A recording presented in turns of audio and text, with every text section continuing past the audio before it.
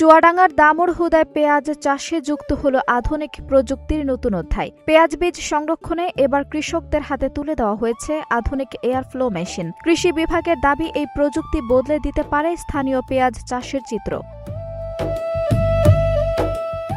২০২৫-২৬ অর্থবছরের কৃষি প্রণোদনা কর্মসূচির আওতায় উপজেলা প্রশাসন ও কৃষি সম্প্রসারণ অধিদপ্তরের যৌথ উদ্যোগে রবিবার বিকেলে দামুড়হুদা উপজেলা পরিষদ চত্বরে এই উপকরণ বিতরণ করা হয়।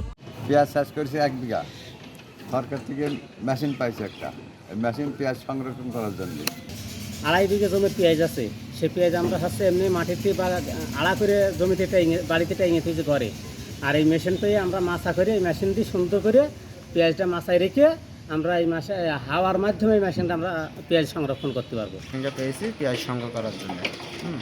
আমার বীজ দিয়েছিল যে গুটি পেঁয়াজ বানানোর জন্য, ওগুলা ওই বেসনগুলো আমি এতে সংগ্রহ করে রাখবো।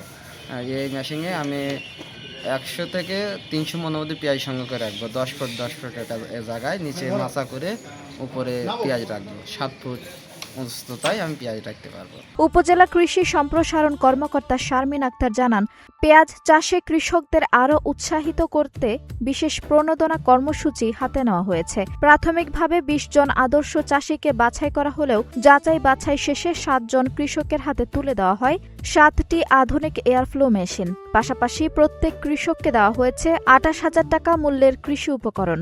জীবন অবাক না করলে কে করবে? 28% মিল্ক ফ্যাটের অবাক করার সাথে ফ্রেশ মিল্ক পাউডার। জীবন অবাক করুক প্রতিদিন। কৃষি বিভাগ জানায়, চলতি বছরে দামুড়হুদায় 855 হেক্টর জমিতে প্রায় 25,000 মেট্রিক টন পেঁয়াজ উৎপাদনের লক্ষ্যমাত্রা নির্ধারণ করা হয়েছে।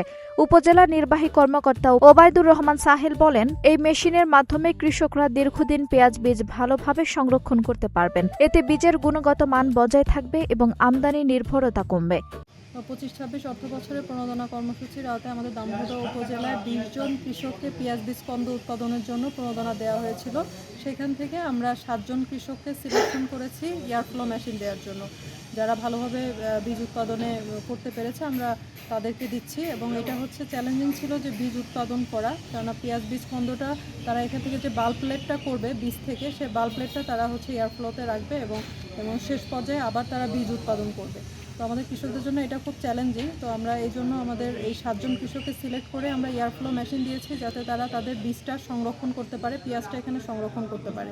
2025-26 অর্থ বছরে কৃষি প্রণোদনা যে প্যাকেজ কার্যক্রম আছে, এই প্যাকেজ কার্যক্রমের আওতায় আমাদের এই উপজেলায় 20 জন পেঁয়াজ চাষি তারা প্রণোদনা পেয়েছে। পেঁয়াজ চাষের ক্ষেত্রে আপনারা জানেন যে পেঁয়াজ আমাদের একটু অপ্রচলিত ফসল। পেঁয়াজগুলো আমাদের দেশে উৎপাদন করে সেটা সংরক্ষণ করা বা পেঁয়াজ চাষটাকে সম্প্রসারণ করা। তো আমরা এই উপজেলায় 20 জন পেঁয়াজ চাষিকে নির্বাচন করেছি ইতিপূর্বে এই প্রণোদনা প্যাকেজের আওতায়। তারা এই পেঁয়াজগুলো বিক্রি করবে না, তারা এই পেঁয়াজগুলো যে উৎপাদন হবে এগুলো আবার বীজ হিসেবে ব্যবহার করবে, আবার এটা সরকারের পক্ষে আবার এটা সরকার কিনে নেবে। এই পেঁয়াজগুলো বিনামূল্যে এই প্রজেক্টের আওতায় দেওয়া হয়েছে। এখন আজকে এই পর্যায়ে 20 জন পেঁয়াজ চাষের মধ্যে আবার 7 জনকে নির্বাচন করে তাদেরকে এয়ারফ্লো মেশিন দেওয়া হলো, তারা যে পেঁয়াজটা তুলবে বা যে পেঁয়াজটা ফলন হবে এই পেঁয়াজটা সংরক্ষণ করার জন্য। এদিকে নতুন প্রযুক্তি পেয়ে খুশি কৃষকরাও। তাদের ভাষায়, আগে ঘরের মেঝে বা বাঁশের আড়ায় পেঁয়াজ রাখায় অনেক নষ্ট হতো, এখন আধুনিক পদ্ধতিতে সংরক্ষণ করা যাবে, ফলে লাভও বাড়বে। কৃষকদের আশা, এই প্রযুক্তি স্থানীয় পেঁয়াজ চাষে নতুন সম্ভাবনার দ্বার খুলে দেবে। আঞ্জুম হক আরবি, নাগরিক প্রতিদিন।